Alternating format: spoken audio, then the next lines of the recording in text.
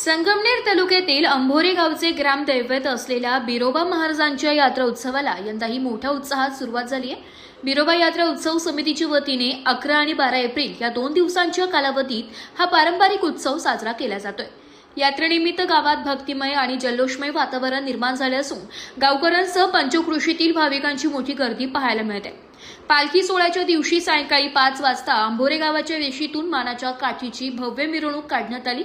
ढोल ताशांच्या गजरात गुलालाची उधळण करत तरुणांनी या मिरवणुकीत मोठ्या संख्येने सहभाग नोंदविलाय। या पारंपरिक काठी मिरवणुकीने संपूर्ण गाव दुमदुमून गेले होते। प्रत्येकाच्या चेहऱ्यावर आनंद, उत्साह आणि भक्तीची भावना स्पष्टपणे दिसत होती। विशेष म्हणजे तरुणाईचा मोठा सहभाग या उत्सवाचे आकर्षण ठरत असून गावातील एकोप्याचे दर्शनही या निमित्ताने घडत आहे। दरम्यान यात्रेनिमित्त विविध धार्मिक आणि सांस्कृतिक कार्यक्रमांचे आयोजन करण्यात आले असून रात्री उशिरापर्यंत ग्रामस्थ आणि भाविक या उत्सवाचा आनंद घेत आहेत। उद्याही यात्रेचा उत्साह कायम राहणार असून अधिकाधिक भाविकांनी सहभागी व्हावे असे आवाहन बिरोबा यात्रा उत्सव समितीच्या वतीने करण्यात आले।